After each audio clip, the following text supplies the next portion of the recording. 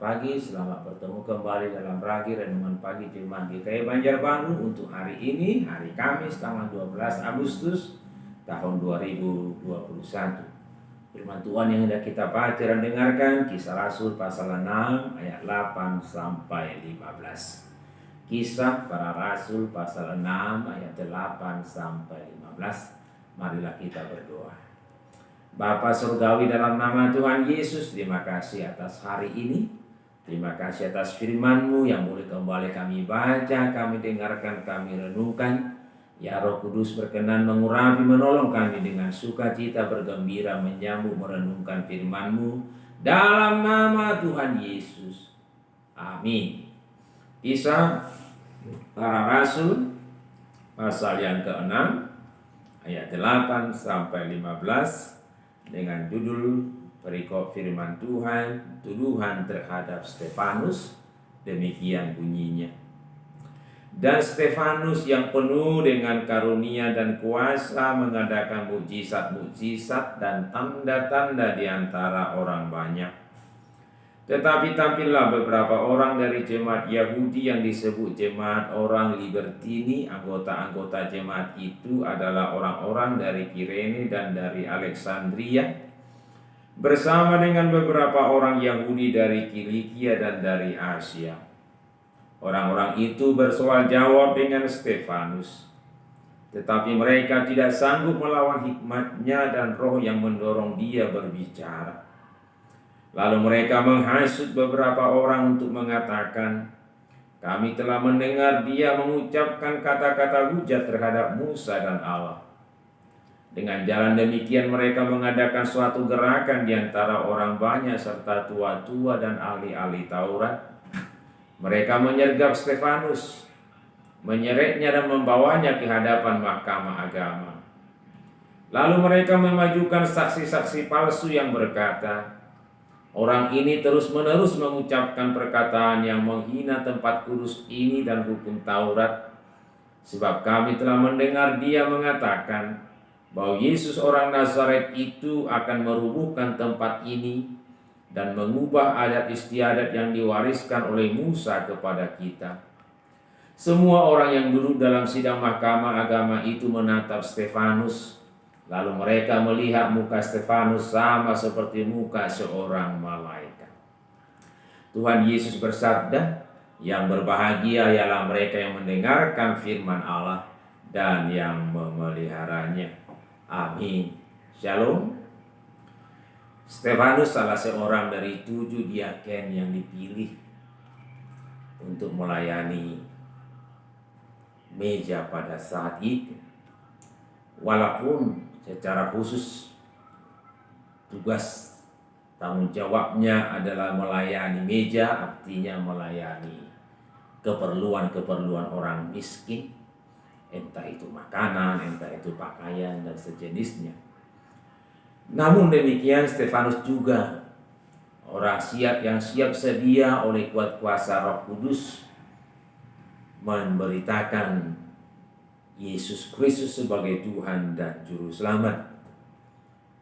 Dia siap sedia dengan hikmat dari Roh Kudus bersoal jawab dalam perikop kita, memberitakan bahwa Yesus Kristus orang Nazaret itu dialah Mesias yang dijanjikan.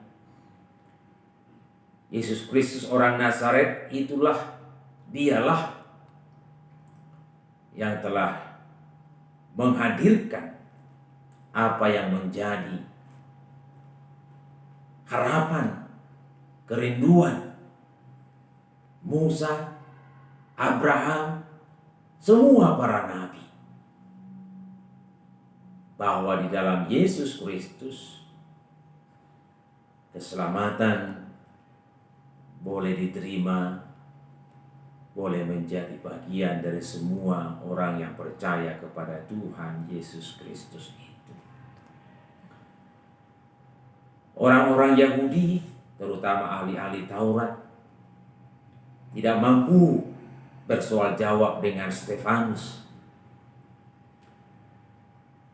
Karena apa yang menjadi keberatan mereka tentang Yesus Kristus orang Nazaret itu Oleh kuat kuasa Roh Kudus memberi hikmat kepada Stefanus sedemikian rupa, sehingga Stefanus dapat menjelaskan sedemikian rupa tentang segala sesuatu yang tertulis di dalam hukum Taurat itu, yang tertulis oleh para nabi itu, digenapi di dalam dan oleh Yesus Kristus, orang Nazaret itu. Orang-orang Yahudi ahli Taurat,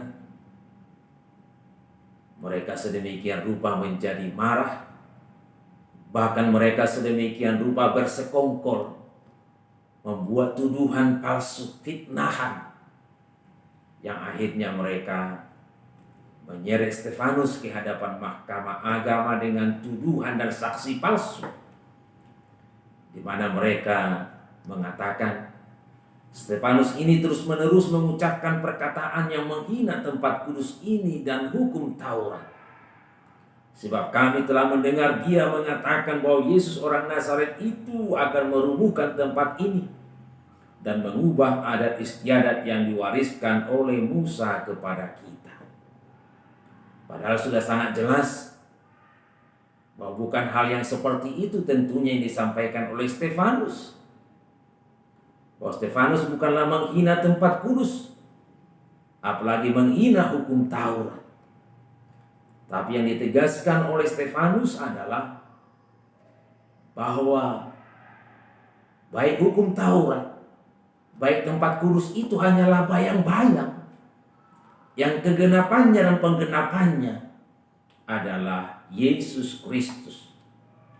Di dalam, oleh dan bersama Yesus Kristuslah, baik orang Yahudi maupun orang bukan Yahudi dapat melakukan hukum Taurat atau dipandang melakukan hukum Taurat, yang adalah kasih kepada Tuhan dan kasih kepada sesama.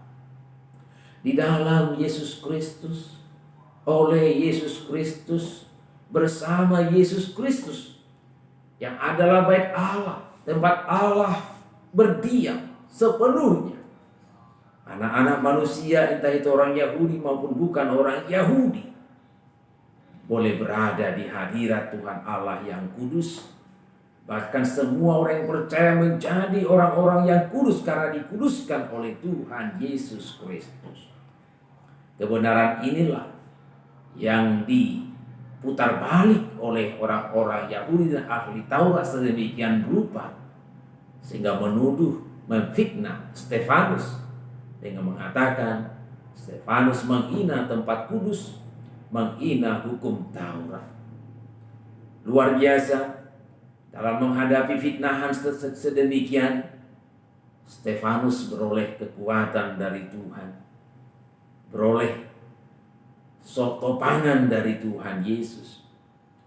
Terlihat tentunya dari mukanya, di mana para mahkamah agama menatap Stefanus. Mereka melihat muka Stefanus sama seperti muka seorang malaikat. Tentu yang digambarkan ada di dalam damai, ada di dalam kemuliaan, ada di dalam ketenangan, ada di dalam keagungan.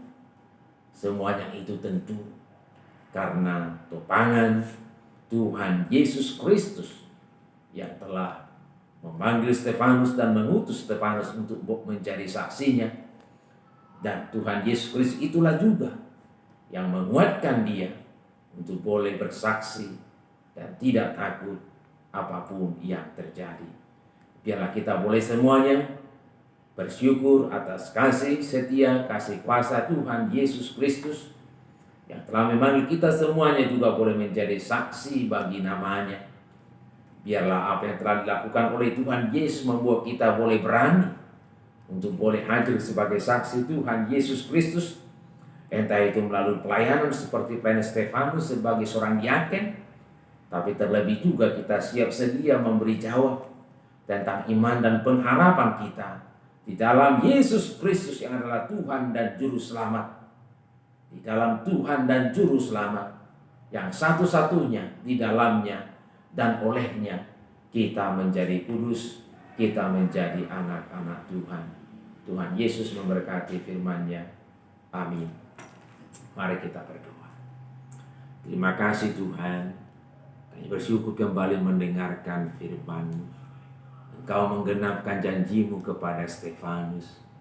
Engkau menguatkannya ya Roh Kudus, memberikan hikmat baginya, sehingga dia boleh memberikan jawab tentang iman dan pengharapannya di dalam Yesus Kristus. Terima kasih atas janji-Mu juga ya Yesus yang telah menolong Stefanus, sehingga dia boleh tetap berada di dalam damai. Bahkan wajahnya bercahaya seperti wajah malaikat.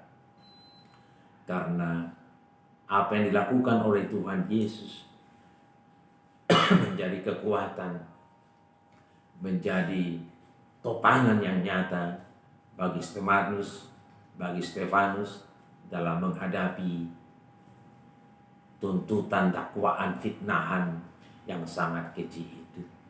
Mohon kasih karunia-Mu ya Bapa bagi kami semuanya, boleh tetap bertumbuh setia, memberitakan Injil melalui hidup dan kehidupan kami.